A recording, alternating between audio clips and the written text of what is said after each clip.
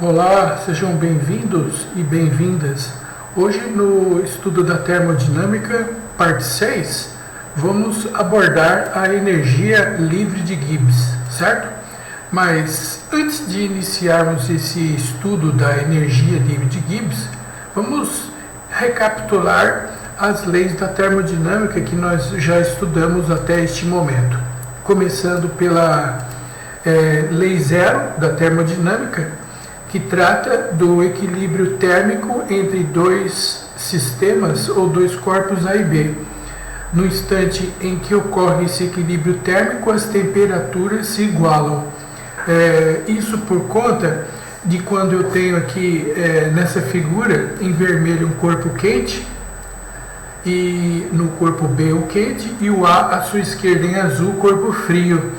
Então ocorre a transferência de calor em forma de energia térmica de B para A, até que num determinado instante ocorre o equilíbrio térmico entre A e B.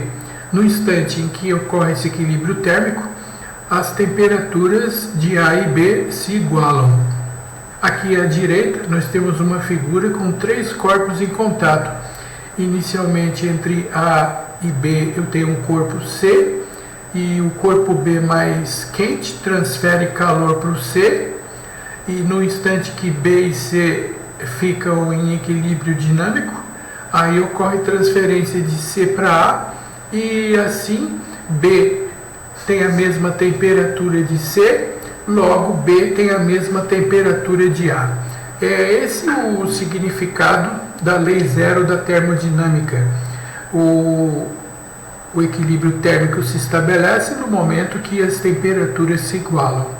Depois estudamos a primeira lei da termodinâmica, da lei da conservação da energia, e a energia ela é conservada quando nessa figura ela retrata exatamente o significado dessa conservação de energia, né?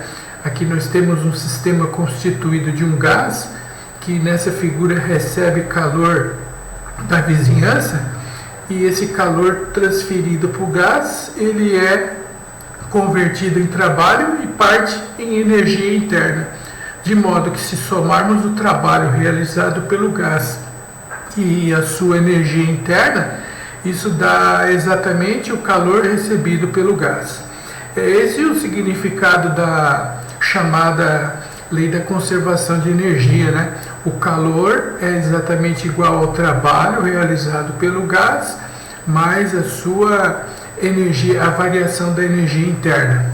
E quando for estabelecido a pressão constante, nesse caso especificamente, essa quantidade de calor ela é igual à variação de entalpia, o famoso e conhecido ΔH, que estudamos na termoquímica. O ΔH é igual ao calor da reação quando a pressão ela é constante. Então, além de calor igual a trabalho mais a variação da energia interna, também pode ser escrito como variação de entalpia, que é o ΔH, igual ao trabalho mais a variação da energia interna. Essa é a famosa lei da conservação de energia, primeira lei da termodinâmica. Depois estudamos a segunda lei da termodinâmica, que fala sobre a variação de entropia de processos reversíveis, irreversíveis ou reação espontânea e não espontânea. E como sabemos se uma determinada reação ela é espontânea? Por exemplo, para a reação ser espontânea, basta que a variação de entropia total, que é o do universo, ela sempre aumenta. E essa, por sua vez, é obtido pela soma da variação de entropia do sistema mais a variação de entropia das vizinhanças. Aqui nessa figura mostra que dentro desse Erlenmeyer nós temos aqui uma determinada substância, ou uma reação, ou uma transformação física, não importa, que se receber a energia da vizinhança em forma de calor, então ela pode ser espontânea. ou, dependendo da situação, ela também poderá ser espontânea se ela transferir calor para a vizinhança. O que nós chamamos, portanto, de universo? O universo ou total, né, é exatamente a soma da variação de entropia do sistema. Sistema é onde está ocorrendo o fenômeno físico, mais a variação da entropia da vizinhança. Esse universo ou total, se digamos ele for maior ou igual a zero, dizemos então que esse processo ele é classificado como espontâneo. A reação espontânea, cuja variação de entropia é maior do que zero, é um chamado processo irreversível. E também espontâneo quando a variação de entropia é igual a zero, no caso específico, quando ele for igual a zero, nós temos o chamado de equilíbrio dinâmico ou equilíbrio químico. Portanto, se a variação de entropia for menor do que zero, aí nós temos um processo chamado de não espontâneo. Significa que não ocorre em condições naturais. Pode eventualmente ocorrer, mas somente se tiver condições especiais, fatores externos envolvidos, etc. Em condições normais, se a variação de entropia do universo, que é o total, for maior ou igual a zero, processo espontâneo. Se ele for menor do que zero, aí ele é não espontâneo. Isso é principalmente a finalidade dessa aula. Nós vamos fazer vários exercícios a fim de determinar se uma reação química é um processo espontâneo ou não espontâneo. E dentro de instantes, esses exercícios serão resolvidos através do cálculo da variação de entropia do universo, que é igual à soma, repito, da variação de entropia do sistema mais o da vizinhança. Mas antes de começarmos a fazer esses exercícios, vamos passar aqui pela última lei da termodinâmica, que é a terceira lei. A terceira lei da termodinâmica fala o seguinte, acompanha. Eles dizem que a entropia de um sólido cristalino puro e perfeito a 0 Kelvin, certo? É exatamente igual a zero. É o famoso e conhecido zero absoluto que vocês já tanto ouviram falar. O zero absoluto é um valor teórico. Até o momento, não temos informações de que o mesmo foi obtido de forma na prática. E na teoria, no 0 Kelvin, a entropia é nula, é igual a zero. Decorrente dessa terceira lei, apareceram alguns conceitos que serão utilizados durante a resolução dos exercícios dessa aula. Então, o primeiro conceito é esse, que fala o seguinte, entropia absoluta é a entropia em que uma substância possui uma determinada temperatura. A uma determinada temperatura se mede essa grandeza, chamada de entropia, que trata do grau de desordem do sistema, certo?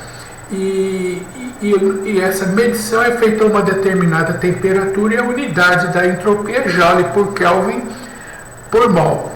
Agora, a chamada entropia padrão absoluta é exatamente aqui, esse termo inserido aqui, o padrão, é atribuído a uma condição onde a temperatura medida é de 25 graus Celsius ou 293 Kelvin. Essa é a entropia padrão e ela vem indicada através desse índice na parte superior direita. Esse zerinho aqui indica que a entropia ela é padrão, ou seja, ela é medida a uma temperatura de 25 graus Celsius. Aqui nós temos o exemplo de uma tabela que mostra algumas substâncias como gás metano, oxigênio, gás carbônico e água líquida, com os respectivos valores da entropia medida a 25 graus Celsius, certo? Esses valores são tabelados e sempre positivos, e nós utilizaremos na resolução do exercício agora, dentro de alguns instantes. De posse desses valores, das entropias padrão absoluta de cada substância, em um processo químico, numa reação, nós podemos, de posse desses valores, calcular a variação de entropia da reação, de forma muito parecida com a variação de entalpia padrão que nós já estudamos na termoquímica. Nesse caso aqui, essa variação de entropia padrão na reação é dada pela somatória da entropia padrão dos produtos menos a somatória da entropia padrão dos reagentes. E repito, as entropias individuais, elas são fornecidas através de uma tabela, como nesse caso. Por exemplo, vamos aplicar isso daqui que eu acabei de falar para vocês. Aqui nesse exemplo, nesse exercício resolvido, ele pede para você verificar que a reação de combustão completa do gás metano é um processo espontâneo na temperatura de 25 graus Celsius, 298 Kelvin. Ora, nessa temperatura é a temperatura na qual nós temos os valores de entropia e entalpia padrão, nessa temperatura aqui, 25 graus Celsius. Então, o que eu vou fazer? Primeiro, eu vou, para calcular a variação de entropia total, eu vou fazer o seguinte: eu vou calcular a variação de entropia da reação, depois vou calcular o do sistema. O da reação vai ser calculado pela somatória da entropia dos produtos menos os reagentes. Aqui eu tenho então a entropia do gás metano, 186,3. Aqui a entropia do oxigênio é 205,1 por mol, mas como aqui eu tenho 2 mols, então eu não posso me esquecer de multiplicar a entropia pelo respectivo número de mols, 2.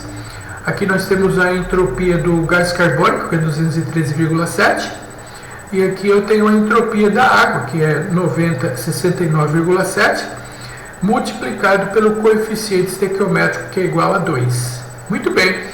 Agora eu vou somar aqui os valores referentes à somatória da entalpia dos reagentes. Aqui, da mesma forma, eu vou somar o valor das entropias dos produtos. Depois dos valores obtidos das somas dos reagentes e dos produtos, é só eu substituir variação de entropia da reação, a somatória da entropia dos produtos, que é 353,1, menos, esse menos é o da fórmula, né? A somatória da entropia dos reagentes, que é 596,5, e aqui obtém-se a variação de entropia da reação de combustão do gás metano, mas isso ainda não é a resposta, isso é só a variação de entropia da reação. Eu quero saber a variação de entropia do universo, que é o total obtido pela soma da entropia da reação mais o da vizinhança. Mas para continuarmos aqui esse exemplo resolvido, depois de calcularmos a variação de entropia da reação, agora eu vou calcular a variação de entalpia, o famoso ΔH. Aquele mesmo ΔH que nós já estamos habituados a fazer o cálculo na termoquímica, que também obtém-se os valores das entalpias tabeladas. Esses valores são fornecidos como a entalpia do gás metano, que é menos 76, o do oxigênio, substância simples do estado padrão da termoquímica, cuja entalpia vale 0, a entalpia padrão do gás carbônico, menos 394 kJ por mol, e da água é menos 286 vezes o coeficiente estequiométrico, que é 2. Esses valores aqui são os valores correspondentes às entalpias padrão das substâncias são valores também tabelados como da entropia. Da mesma forma como fizemos no caso anterior, agora eu tenho aqui a soma das entalpias dos reagentes, que é menos 76. Aqui nós temos a soma das entalpias dos produtos, que é menos 966. E como já é do nosso conhecimento, agora nós vamos calcular a variação de entalpia da reação, dado pela somatória da entalpia dos produtos menos a somatória das entalpias dos reagentes. E assim, temos aqui o valor correspondente ao ΔH da reação, padrão, né? Medido a temperatura de 25 graus Celsius.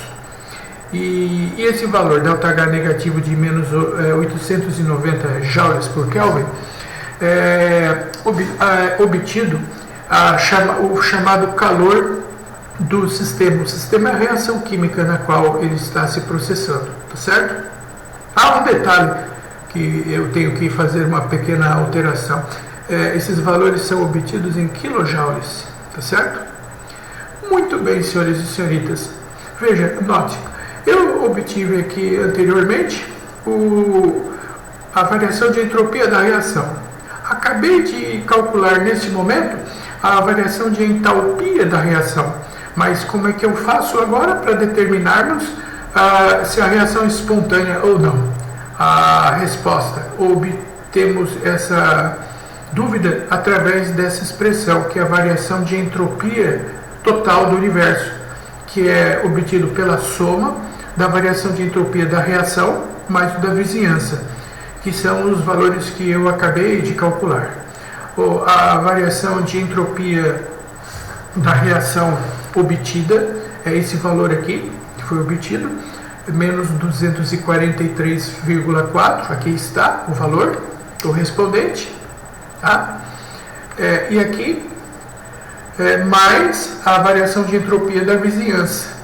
E como nós já estudamos nas videoaulas anteriores, a variação de entropia da vizinhança é dado pelo calor da vizinhança dividido pela temperatura absoluta.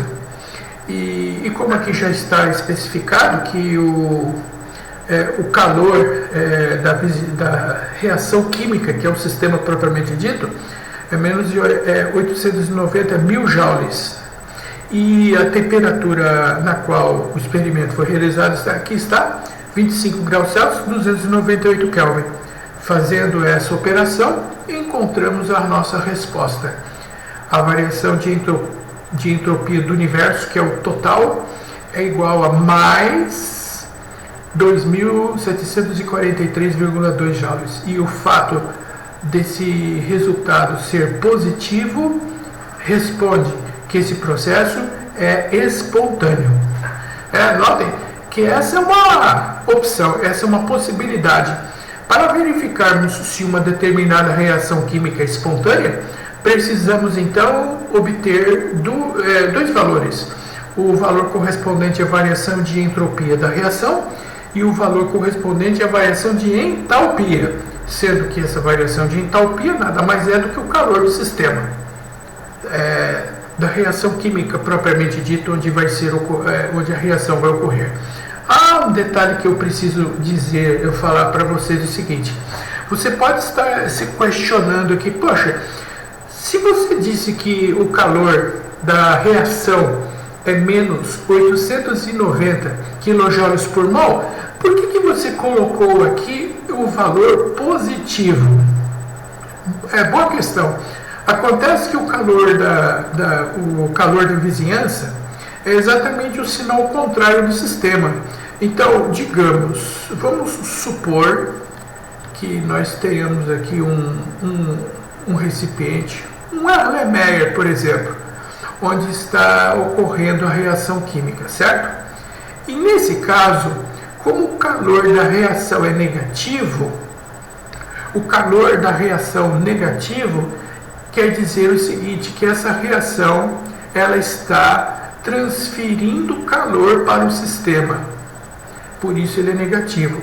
Por outro lado, se o calor é liberado pela reação, pelo sistema, ele é positivo, quer dizer que a vizinhança vai receber essa quantidade de calor e por esse motivo a vizinhança tem um sinal contrário ao calor envolvido na reação do sistema, certo?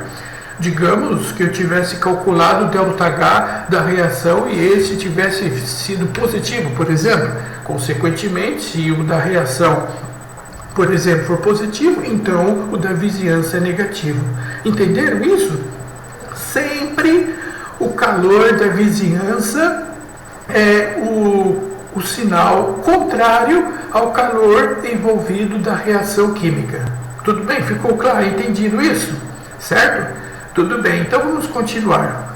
Eu mostrei aqui para vocês, então, de acordo com os conhecimentos já adquiridos nas aulas anteriores, uma maneira para responder se um determinado processo ele é espontâneo, simplesmente calculando a variação de entropia padrão da reação, calculando a variação de entalpia da reação e, por fim, para responder a questão, usamos a variação de entropia do universo total.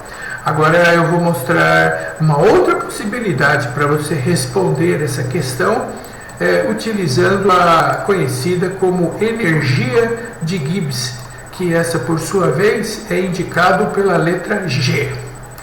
Muito bom. Primeiramente, eu vou fazer aqui a explicação para vocês de como a mesma é obtida.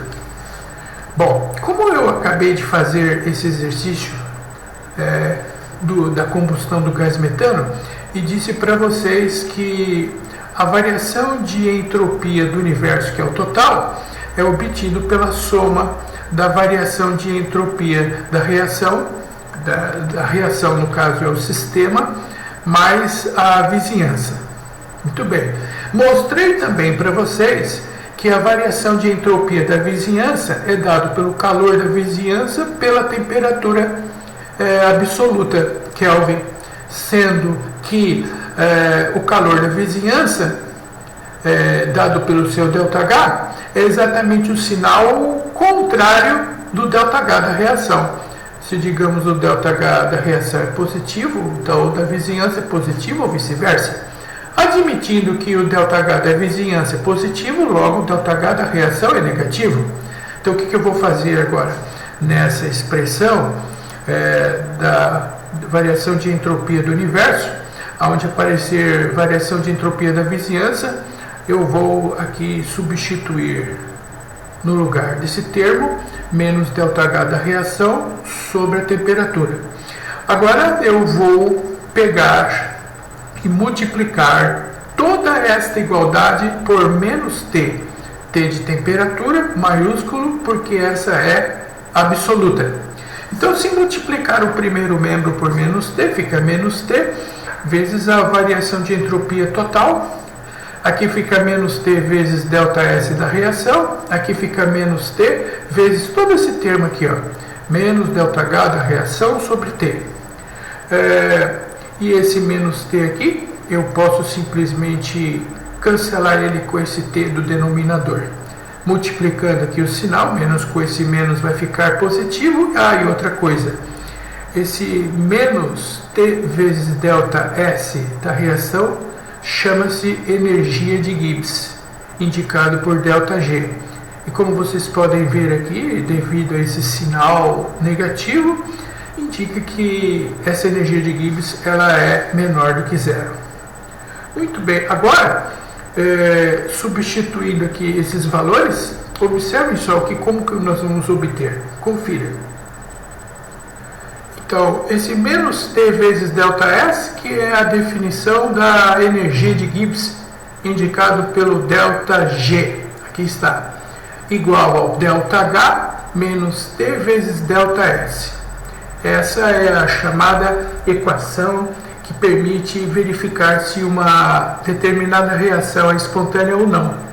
E se utilizarmos as chamadas de condições padrão, as condições padrão repetindo, quando a temperatura for a temperatura de 25 graus Celsius, ou que equivale a 298 Kelvin.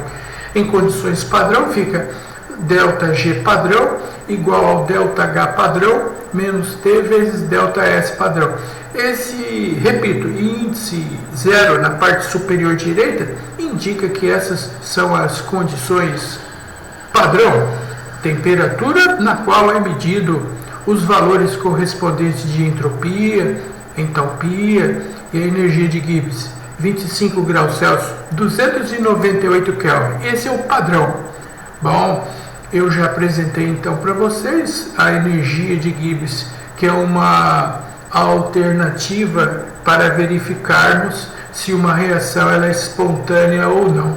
Sendo que, eu vou acrescentar aqui uma informação para vocês, sendo que, se digamos, esse ΔG, essa variação da energia de Gibbs padrão for menor do que zero, significa que essa reação ela é espontânea. Espontânea quando a energia, a variação da energia de Gibbs for negativa, menor do que zero. Espontâneo, processo espontâneo. Por outro lado, se esse ΔG for, essa variação de entropia for positiva, então esse processo não é espontâneo. Eu vou escrever isso daqui, ó. ΔG padrão positivo significa processo não espontâneo. Agora eu vou mostrar para vocês exemplos resolvidos de como verificar se um processo é espontâneo, utilizando agora essa expressão chamada ΔG igual a ΔH menos T vezes ΔS. Confira o primeiro exercício. Considere a combustão do acetileno. E a reação de combustão do acetileno envolve a reação do C2H2, que é a fórmula molecular dessa substância, mais oxigênio molecular, dando gás carbônico e água líquida. E toda a reação de combustão é um processo exotérmico, que por sua vez envolve liberação de calor. Com isso, eu já posso fazer uma análise prévia. A primeira análise prévia é que o ΔH dessa reação de combustão ele é negativo. Calor liberado positivo, ΔH é negativo, certo? E outra coisa, com relação à variação de entropia, nós vimos na videoaula correspondente ao estudo da entropia que quando há um aumento do número de mols dos reagentes para os produtos, ocorre um aumento da entropia, e se diminui o número de mols, diminui a variação de entropia. Aqui o número de mols dos reagentes, eu tenho 1 mol de acetileno mais 5 meios, que dá 2,5 mols de oxigênio, 2,5 mais 1, isso dá um total de 3,5 o número de mols de gases reagentes. Ao passo que o número de mols de gases formados nos produtos, eu tenho somente 2 mols, referente ao gás carbônico que foi formado, já que a água líquida, eu não considero esse número de mols somente para os gases. Portanto, nesse caso, como vocês podem constatar, há uma diminuição do número de mols aqui dos reagentes para a formação dos produtos. E pelo fato de diminuir o número de mols, consequentemente ocorre uma diminuição na variação de entropia.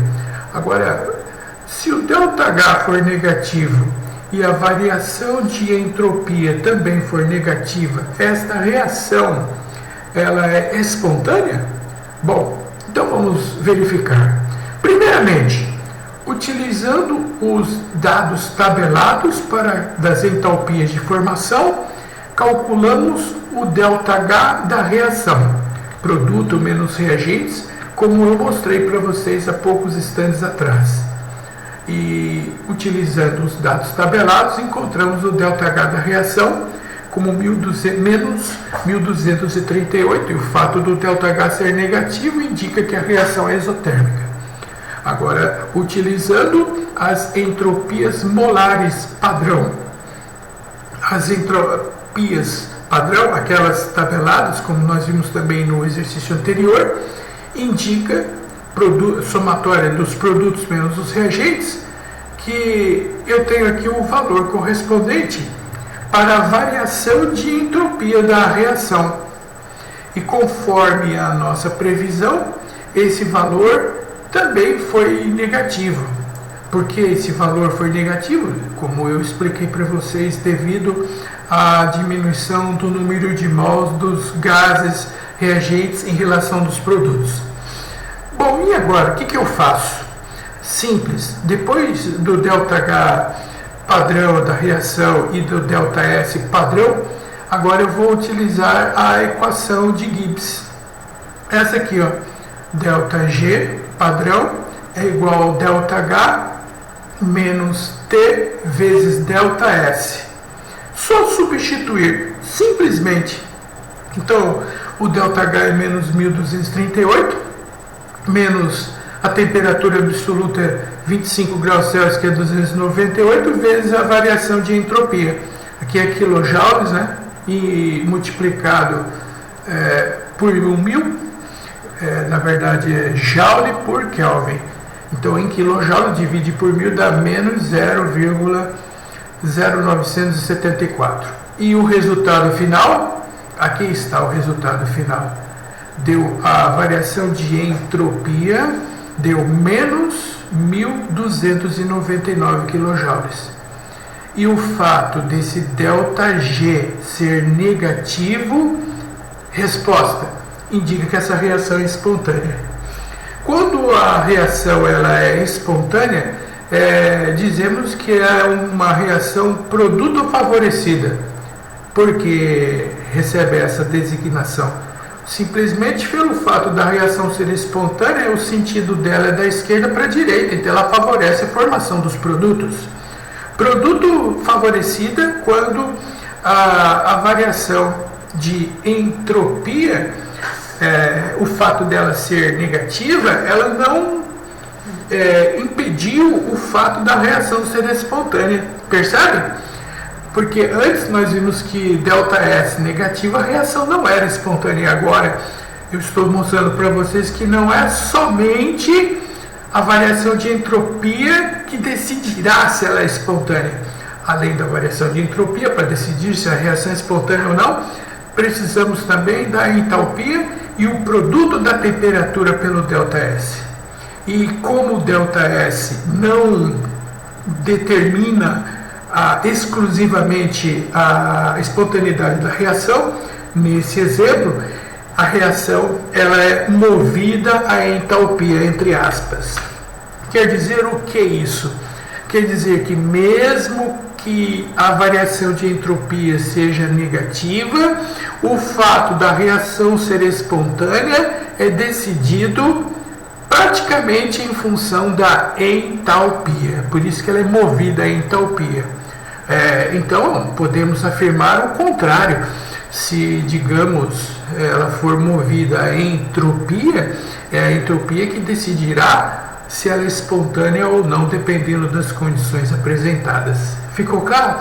Veja como ficou, digamos, mais simples a resolução para verificarmos se uma reação é espontânea de posse da entalpia e da variação de entropia. Vamos ver um outro exemplo, confira.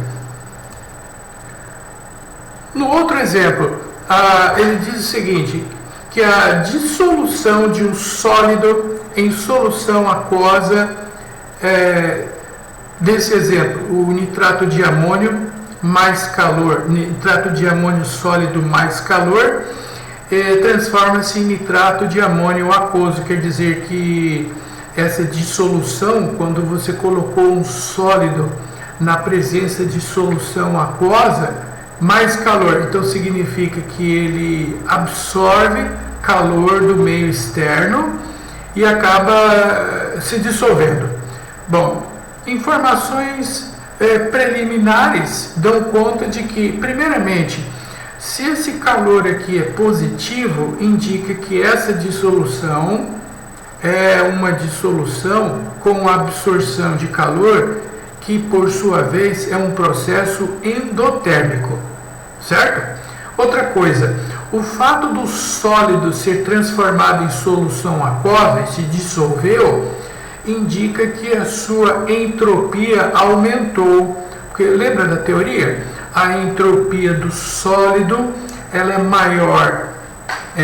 menor que o líquido, e o líquido é muito menor que o gás.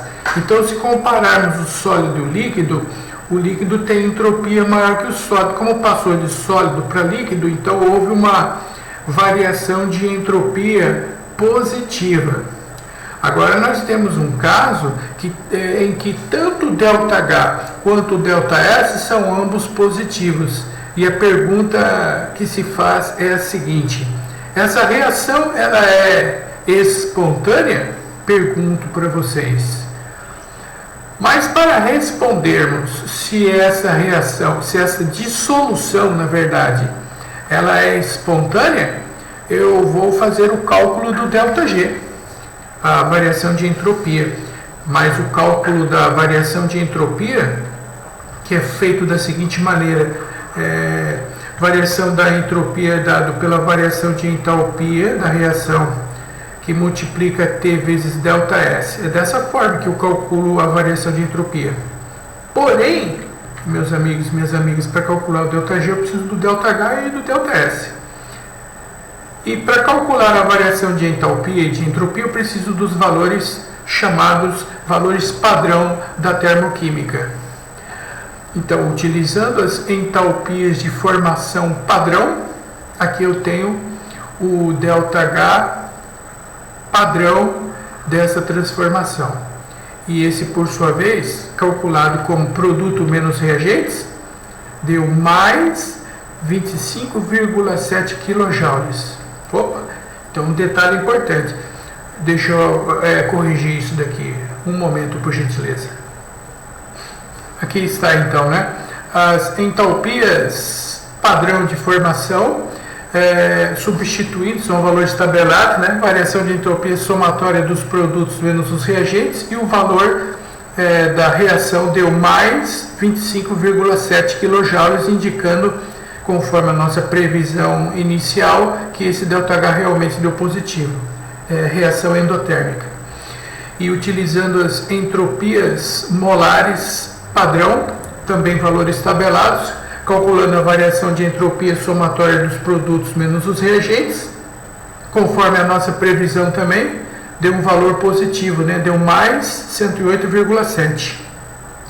E agora eu vou pegar esses valores e substituir no valor da variação de entropia, da energia de Gibbs, que é ΔH menos T vezes ΔS. Então, substituindo aqui os valores, encontramos que o ΔH é mais 25,7 kJ. Aqui, joule transformado em caloria deu mais 0,1087 multiplicado pela temperatura absoluta, e encontramos que o ΔG deu menos 6,7 kJ. E o fato dessa variação de entropia ser negativa responde à questão: a reação de dissolução do sólido é espontânea. Agora, me explica essa. Como é que eu posso justificar o fato dessa reação ser espontânea, ou seja, ela é produto também favorecida, como no caso anterior, mas se o ΔH da reação é positivo? Como eu posso explicar uma reação ser espontânea se ela é endotérmica? Resposta: ao contrário do caso anterior, que também era produto favorecida, mas ela era movida a entalpia no exemplo anterior. E nesse caso, por ela ser espontânea, pelo fato do ΔH ser positivo, então ela é movida a entropia. É isso que significa essa situação. Ok? Então, meus amigos e minhas amigas, o que vai definir a espontaneidade da reação não é somente a variação de entalpia ou de entropia, como vimos anteriormente. Podemos utilizar os dois valores em função da temperatura padrão, que é 298 Kelvin, e verificar a variação da energia de Gibbs. Se essa é positiva, ela não ocorre. Se ela for negativa, ela é espontânea. Vamos ver um outro exemplo, confira. Uma outra maneira de calcularmos a energia de Gibbs, além daquela opção que eu acabei de utilizar na resolução dos dois exemplos anteriores, que é o ΔH menos T vezes ΔS, se o exercício disponibilizar os valores das energias de Gibbs padrão, também a 25 graus Celsius ou 298 Kelvin, eu posso utilizar a variação da energia livre de Gibbs da reação pela somatória da energia de Gibbs dos produtos menos a somatória da variação da energia de Gibbs dos reagentes, assim como foi feito a variação de entropia e como a variação de entalpia também. Aqui, por exemplo, eu tenho uma tabela com os valores tabelados das respectivas energias de Gibbs, das variações das energias de Gibbs de cada substância, onde, assim como na termoquímica, a entalpia padrão de substâncias simples vale zero, como hidrogênio, oxigênio, nitrogênio, as formas mais estáveis, carbono, grafite, enxofre rômbico, etc. Assim como na entalpia, a variação da energia de Gibbs também vale zero. E os exercícios são resolvidos de forma similares aos da variação de entalpia, como nós já aprendemos anteriormente. Notem, aqui ele fala da combustão do gás do carbono grafite especificamente, quando queima dando gás carbônico, né? E toda a reação de combustão ela é sempre exotérmica. O fato dela ser exotérmica indica que ela transfere calor do sistema para a vizinhança, e isso faz com que nós tenhamos uma variação de entalpia menor do que zero, ΔH negativo. Mas agora eu não vou verificar a espontaneidade dessa reação levando em consideração o ΔH nem o ΔS. Eu vou simplesmente pegar os valores tabelados dessas variações de energia livre do gás carbônico, do oxigênio e do grafite, substituir e calcular. Notem, então nesse caso a variação da energia de Gibbs dos produtos, que é o gás carbônico, aqui está, ó, o valor tabelado, menos 394,4. O oxigênio e o carbono grafite valem ambos zeros, porque são substâncias simples, assim como na termoquímica a variação de energia livre vale zero. E aí eu substituí aqui produto menos reagentes e encontrei que a variação da energia livre dessa reação é igual a menos 394,4. E o fato do ΔG ser negativo indica que a reação ela é espontânea. O que isso significa? A reação espontânea ela é produto favorecida, ou seja, essa reação ela é irreversível dos reagentes para os produtos. Ela é espontânea, irreversível e ela é chamada de produto favorecida, certo? Essa é uma outra alternativa, outra opção. Se caso os exercícios fornecerem a tabela com as respectivas variações das energias de Gibbs de cada substância, eu também posso calcular o ΔG da reação dessa forma, certo? E chegar na mesma conclusão. Vou mostrar para vocês agora a relação do ΔG com a temperatura. Observem. Para discutirmos a relação, o efeito da energia livre com a temperatura, eu vou pegar aqui outro exemplo de uma reação de óxido de ferro 3 com carbono, né? Dando ferro obtido sólido mais gás carbônico, o processo metalúrgico de obtenção do ferro a partir da hematita. Então, a questão é a seguinte: essa reação ela é espontânea? Vamos verificar. Primeiramente, nós vamos responder a questão se ela é espontânea, fazendo uso da equação de Gibbs, através dos dados disponibilizados. Os dados são esses aqui, ó, ΔH padrão e o ΔS também, ambos que são padrões. As entalpias de formação padrão, o ΔH, são os valores tabelados, faz com que a variação de entalpia dessa reação fique mais 467,9 kJ, indicando que o fato dele ser positivo quer dizer que esse processo ele é endotérmico. Aqui nós não tínhamos subsídios para dizer se a reação ela é endo ou se ela é exotérmica. E utilizando as entropias molares padrão, valores também tabelados, encontramos que a variação de entropia padrão para esta reação, produto menos reagentes, né, é 560,3 joules ou 0,5603 kJ. E o fato desse valor ser positivo quer dizer, indica que essa reação ela tem uma entropia positiva, sugerindo que ela possa eventualmente ser espontânea, mas eu não posso garantir se ela é espontânea, certo? Eu preciso substituir esses dois valores na energia de Gibbs para conferir. O ΔH fornecido 467,9, T vezes ΔS, aqui a temperatura novamente é temperatura ambiente, que é o padrão, tá? 298 Kelvin, 25 graus Celsius. Aí está o resultado. O resultado indica que essa reação, a variação de energia Gibbs, é mais 300,8 kJ. E o que quer dizer esse sinal positivo? Quer dizer que essa reação aqui, pessoal, ela não é espontânea, certo? Ela não ocorre nessas condições. E por ela não ser espontânea, significa que ela é uma reação reagente favorecida.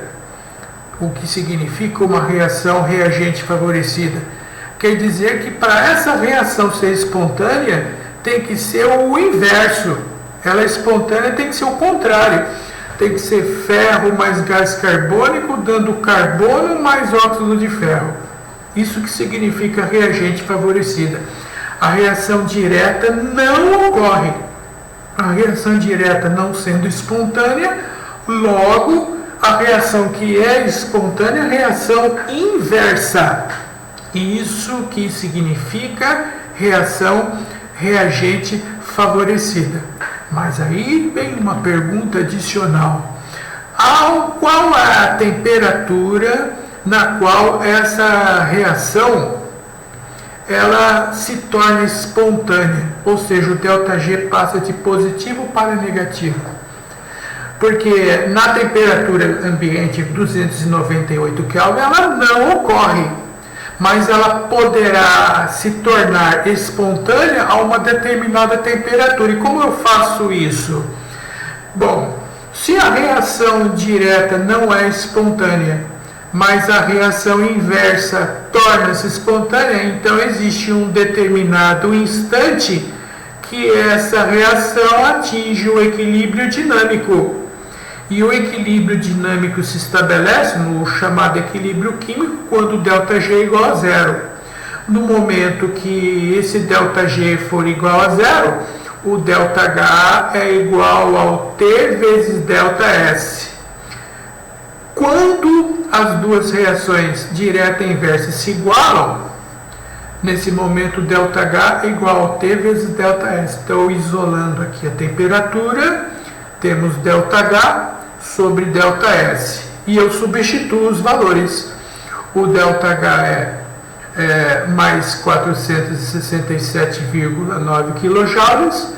A variação de entropia aqui é igual a 0,5603. E aí nós encontramos a temperatura que a partir da qual a reação torna-se espontânea, 835,1 Kelvin. A partir dessa temperatura, a reação passa a se tornar espontânea. Então, nós vimos nesse exemplo o efeito da temperatura sobre a energia de Gibbs. Reações em temperaturas podem não ocorrer, mas dependendo do caso, nesse exemplo, de uma reação endotérmica com ΔS positivo, elas ocorrem em temperaturas elevadas. Então eu posso deduzir o contrário. Digamos que eu tenha reações exotérmicas com ΔS negativo. Essas podem ocorrer a temperaturas baixas, o inverso do que eu acabei de mencionar. Certo? Sendo assim, senhores e senhoritas, nós podemos encerrar essa videoaula apresentando para vocês um resumo de tudo que foi apresentado através desses exemplos, através dessa tabela. E essa tabela que vai, digamos, facilitar a resolução de vários exercícios que serão resolvidos a partir da próxima aula, certo? Resumindo então, se eu tenho uma reação cujo ΔH é negativo, reação exotérmica, com variação de entropia positiva, variação de entropia positiva é aquela em que o ΔS ele é sempre maior do que zero. ΔH menos T vezes ΔS vai dar ΔG negativo e ela vai ser sempre espontânea em qualquer temperatura, certo? Repetindo, ΔH negativo, ΔS positivo, dá sempre reação espontânea, ΔG menor do que zero. Peguei aqui um exemplo de uma reação que tem esse perfil, uma reação que tem essa característica aqui, ó. Observem a reação de decomposição da água oxigenada, que ela se transforma em água líquida mais oxigênio gasoso com mais calor. Mais calor significa que essa reação ela libera calor para o meio externo, então ela é exotérmica, logo ela tem um ΔH negativo. E com relação ao número de mols de gases, aqui do reagente não tem o gás, 0, e nos produtos tem um mol de gás. De 0 para 1 mol, ocorre um aumento da entropia, e a variação de entropia, por sua vez, é positiva. ΔH negativo, ΔS positivo, reação espontânea em qualquer temperatura, sempre vai ocorrer. Ela é uma reação chamada de produto favorecida. Por outro lado, se eu tenho, como no caso do exemplo anterior, uma reação cujo ΔH é positivo, ΔS negativo.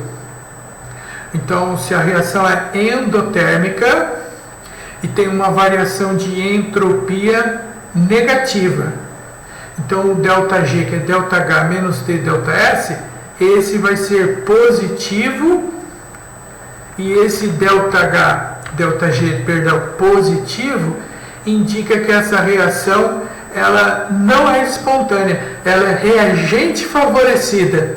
Um exemplo dessa situação é a transformação de oxigênio molecular em ozônio. Pelo que foi aqui estabelecido, essa reação aqui ela não ocorre. Transformação de oxigênio em ozônio não ocorre. Ela vai ocorrer somente se for ozônio em oxigênio. Aqui nós podemos verificar, por exemplo, que essa reação para se transformar oxigênio em ozônio, ela é endotérmica, consequentemente aqui o calor aqui é negativo do lado dos produtos e positivo do lado dos reagentes, e com isso faz com que o ΔH, a variação de entalpia, seja positiva, e a variação de entropia, o que vai acontecer com o ΔS? Vejamos, o número de mols dos gases reagentes 3 mols e dos produtos 2 mols, então de 3 para 2, há uma diminuição na variação do número de mols e o ΔS é negativo. ΔH maior do que zero, ΔS negativo, reação reagente favorecida. Então o oxigênio não transforma-se em condições ambientes em ozônio. Nas condições ambientes o que vai ocorrer é o ozônio transformando-se em oxigênio molecular. Agora vamos analisar casos em que tanto o ΔH quanto o ΔS são ambos positivos. Bom, aí depende da situação, né? Como nós vimos nos exemplos anteriores, observe se o meu ΔH é positivo e o ΔS também é positivo. Se o ΔH for menor do que esse produto T vezes ΔS, então se eu pegar um número maior menos um número menor, essa variação dá sempre positiva e essa reação ela é reagente favorecida, ela não ocorre. Mas ela pode mudar o sentido de acordo com a temperatura. Eu posso mudar o sentido da seguinte maneira. Como naquele exemplo, né? Vocês se recordam? Se houve um aumento da temperatura em temperaturas altas, elevadas, aí esse T vezes ΔS ele acaba sendo maior do que o ΔH, o valor numérico. E se eu pegar um número menor de um maior, essa variação fica negativa e aí a reação ela passa a ser espontânea nessa situação somente em altas temperaturas, certo? Recapitulando, vou voltar aqui um pouquinho só para mostrar para vocês essa explicação aqui. Observe nesse exemplo anterior, ó. Notem que o ΔH era positivo, o ΔS positivo e o ΔG maior do que zero ela não ocorria, mas quando a reação atingiu o equilíbrio e o ΔH for igual ao ΔS, eu verifiquei que a 835,1 Kelvin ela passou a ser espontânea, ou seja, aumentou a temperatura, né? Em temperaturas elevadas, a reação com ΔH positivo e ΔS positivo ocorre espontaneamente com aumento de temperatura. Vou exemplificar isso que eu estou falando para vocês aqui, ó, na decomposição térmica do cinábrio, que é o óxido de mercúrio. Nesse caso, essa reação ela é classificada como endotérmica, ela tem um ΔH positivo, ela absorve calor do aquecimento do meio externo para se decompor em mercúrio líquido e oxigênio gasoso. Com relação ao número de mols de partículas gasosas, percebemos que o número de mols de gases nos reagentes não há, zero, e de produto deu 1 mol de oxigênio gasoso, e o mercúrio líquido não leva em consideração. Logo, de 0 para 1, houve um aumento do número de mols dos gases, e assim aumentou a entropia. Aqui nós temos o exemplo de uma reação de decomposição térmica, onde tanto a entalpia quanto a entropia são positivas. Significa dizer o quê? Significa dizer que na temperatura ambiente, 298 Kelvin, essa reação não ocorre, ela não é espontânea. Mas, se aumentarmos a temperatura, a reação ela pode ocorrer, certo? A reação que ocorre à temperatura ambiente é a reagente favorecida, isto é o mercúrio líquido reagindo com o oxigênio, dando óxido de mercúrio. Essa é espontânea. Mas se eu pegar o óxido de mercúrio na temperatura ambiente, ele não se transforma em mercúrio líquido e oxigênio.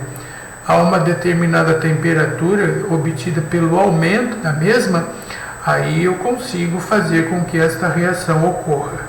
E por fim, para finalizarmos esse estudo, agora eu tenho aqui uma reação cujo ΔH é negativo, cuja variação de entropia é negativa, e se os dois, tanto ΔH quanto ΔS, forem ambos negativos, depende do valor absoluto em módulo, né? Se o ΔH, o valor absoluto, for menor do que o produto T vezes ΔS, o ΔG é positivo, e aí essa reação ela não ocorre. Mas assim como no caso anterior, Se, digamos, esse produto T vezes ΔS for maior numericamente que o ΔH, aí um número menor de um maior faz com que o ΔG fique negativo e a reação passa a se tornar espontânea, em condições contrárias ao caso anterior, ou seja, em temperaturas baixas. Se houver um abaixamento, uma diminuição na temperatura, aí essa reação pode se tornar espontânea.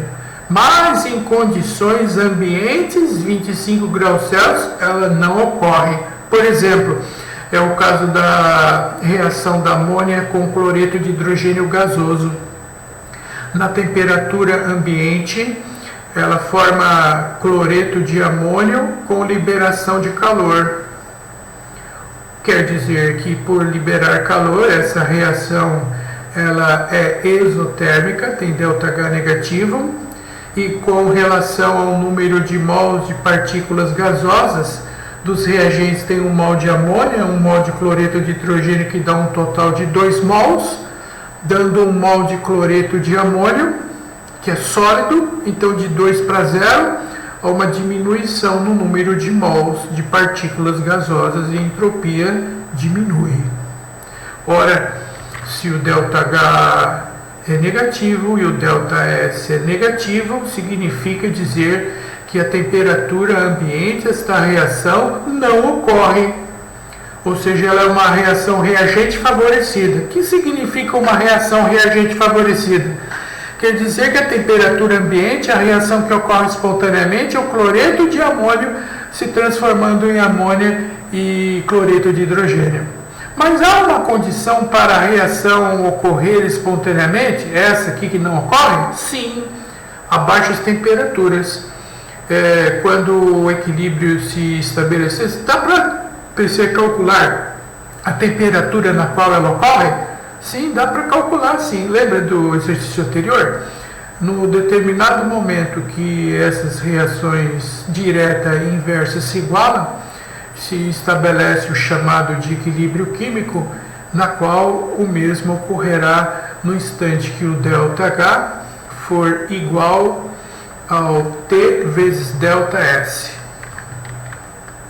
E assim, no instante que a reação direta iguala-se à reação inversa, ΔH é igual a T vezes ΔS, se você quer saber qual é a temperatura que faz que em determinado momento esta reação torne-se espontânea. A resposta está aqui, o cálculo é feito dessa maneira. ΔH, evidentemente que nesse caso será fornecido, dividido pela variação de entropia, que também será dado no exercício. Certo, senhores e senhoritas? Isso permitirá resolver várias questões do ITA, de vários vestibulares, inclusive não só do ITA e do IME, referentes à energia livre de Gibbs. Essa tabela, com esse resumo, facilitará muito a nossa vida. Na próxima videoaula, faremos então vários exercícios aplicando esse conhecimento. Muito obrigado, até lá!